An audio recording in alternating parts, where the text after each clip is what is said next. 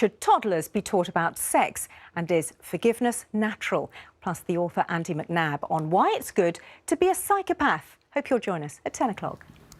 Live, good morning, I'm Sian Williams with a show that gets to the heart and soul of the week's big stories. On today's programme, dying to get here, those desperate for life in Britain are taking ever greater risks. David Cameron says we need to stem the swarm of people who are clamouring in our direction, warning we are no safe haven. Is he right? Let's talk about sex to toddlers. That's the advice of a UN Goodwill Ambassador on sexual health to the prudish British public. Tommy Sandu went to Chelmsford to meet some of them. Before that, parents should broach the subject of sex as soon as their children can talk. In fact, when your child is 2, you could start discussing the relationship between Bob the Builder and Wendy. Didn't even know they had a relationship, so it's news to me. That is the advice from the United Nations Goodwill Ambassador for Sexual Health, the psychologist Udella Leekins. Now, she's a former Miss Belgium, and that's a country she says is significantly more liberal than here. It's time, she says, we took off the blinkers. Well, in England, sex education is compulsory in state schools for children who are 11 and over. Primary schools must teach sex education in terms of physical reproduction in science lessons and biology. But the complex themes of relationships are taught at the school's discretion. It's a similar situation in the rest of the UK. Earlier this year, a group of MPs called for sex and relationships education to be made compulsory from the age of 5. So, are Miss Leekins and the others right? Are we too prudish? How young is too young to learn about the birds and the bees, or Bob and Wendy? Tommy Sandu took to the streets of Chelmsford to talk about sex. Do let us know what you think. You can text, call, email or tweet us. I just want to ask the panel first, if you can remember, how old were you when you heard about what sex was? And how did you find out, Christina? Not really. I went to a Catholic... Younger brothers and sisters, and actually, asking that question, provided you're not told it came on a bundle under a tree. A stalk. Stalk stuff. Yeah. Which I think is one of the sort of silly stories we need to get away from. Mentality, and make sure that they learnt quite early. How early did you tell your children? Yes, certainly with our That we actually are honest with children, and there's been so much sort of fantasy created for them to avoid actually that honesty that we need. And I think communicating with children in an honest, open way is one of the basic parts of helping a child grow up to be a mature adult and a successful adult as well. So we need to show, what love means as well within that relationship, and how that not only Bob the Builder and so actually have a relationship, they actually do it in a loving way with each other because they care about each other, and that's a vital part of the relationship. I always thought they're business partners. Well, it's simply a business partner. Yeah, Clement, do you agree with that? I mean, asking questions like, and this is what the Belgian UN Goodwill Ambassador says, how does Bob feel about Wendy and what would they do if they were in love? Just sort of phrasing it in a relationship way. We've had conversations over the years. 2, 3, 4, 5 years old is way too young.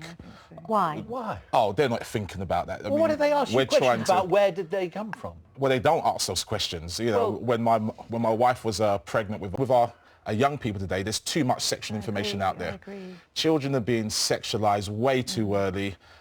They're what happens if too questions early. I think they become too sexualised. Well, I think what happens... 3-year-old, 4-year-old, too sexualised. I think what happens is what's happening at the moment. At the moment, Britain has the highest... We're actually the reverse on the immigration issue. We're very low on... Christina? I think give the poor kids a break. We live in a very, very sexualised culture. I think for having a baby, you don't need to go into all the details. You know what? The think of a 5-year-old. You know what they're like. That's not going to be That enough. would not be enough. No, and then I don't have any problem in saying, well, actually, you know, Daddy did this. But what I don't think you should do, which this woman seems to be suggesting, is that you sit them down and say, now, darling, we need to have a big, serious discussion about sex, because I think it's too early. Yes, it's precisely... There are some Stephen, lovely they are. storybooks, picture storybooks, which enable children to get into this world in a sensible, easy way. You don't want sit-down instruction lessons to 3-year-olds. No, but she is saying... you need to gradually... But she is saying as soon as they can talk, and I think that's too young. Well, too soon. What about if it's about relationships first? So you talk about love and... Absolutely. It may go on to what happens when two people are in love. And one of the big issues, actually, in relation to teenage pregnancy, I did a piece on teenage pregnancy for the Sunday Times last year, and it was really sad talking to some of the girls, because... No, you can't have too much information. You actually need to be helping the child grow into an adult in a natural way and answering their questions and not make it all feel a bit dirty or a bit be hidden. Yeah, no one's saying that. But that is what is going on very often. This is why people get into pornography. Well, can I ask you a question? Is there too much information? Because isn't the point that the government guidelines came out 15 years ago, way before the internet revolution, as Christina says? Now children can find anything they want on the internet, and then sex and love is portrayed in a very difficult and different way. Exactly my point, and that is why we should be, from the earliest age, making it quite clear that sexual behaviour is part of good, loving relationships. So do you think 2-year-olds need to know about sex? Well, it's the way in which you help them grow up. I mean, and you at start... two, at No, you don't give them the whole lot at 2. So what it's not like that. You don't give them a lot at 2. You actually help them answer their questions at 2, 3, 4, 5, and there'll be deeper questions, as you say. And if they're not, at 5 o'clock, they have 5 years old. This woman is not talking about whether they're asking questions. She is saying you should sit down and talk to well, them about that it. is silly, but you don't actually sit down and talk. You tell stories. What about, you work with them in a sense. What about a GCSE? Another thing she's suggesting, a GCSE in sex and loving a relationship. So that in other words, it's compulsory. It is something that all children need to talk about in school. It's compulsory anyway. I am amazed at some bits of it are compulsory. At the reaction. We're not being horrified. We're talking about what's the 2-year-olds. answer here? Because everybody's saying we've got an overly sexualised culture. Well, the that's issue part of about teaching the children about love, hopefully they'll see that modelled in children who are not growing up in that loving environment. They are growing up in broken homes, you're talking about in homes where, frankly, the sexualisation of children and abuse is part and that makes it even more dangerous. That makes it even more dangerous. They should have some degree that teaching 2-year-old kids about sexual behaviour protects them against child abuse. Okay, Clement says if you're going to teach them about it, you teach it within a family environment rather than enforce it in school. And I'm interested in what our viewers are saying at home, Tommy. There's a fairly even split actually between...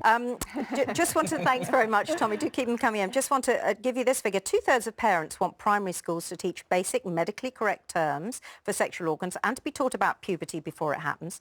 And 3/4 want children to be taught what's safe behaviour and what's not in school. That's online and elsewhere. And those are fairly high numbers. I think primary school, I have no problem with... OK, what should happen now then in schools? So some of it in state schools in England, elsewhere in the UK, is compulsory. So chats in biology and science, and they also talk about sexually transmitted diseases. But the whole relationships thing, I think it should be compulsory. I think it should be compulsory in all schools, including faith schools and including private schools. I think that... What do you mean by relationships? Compulsory in faith schools as well. Compulsory relationship? No, that you teach children about sex and relationships in a compulsory Yeah, setting. and I'd like to throw in that marriage. I would like to, I think a lot of young people need to be taught about marriage. They need to be taught about sex from the Christian perspective was meant to be expressed in the paradigm of marriage. Not everybody is a Christian, though. I know, I understand that, but there's a marketplace of views, and that model... In primary school.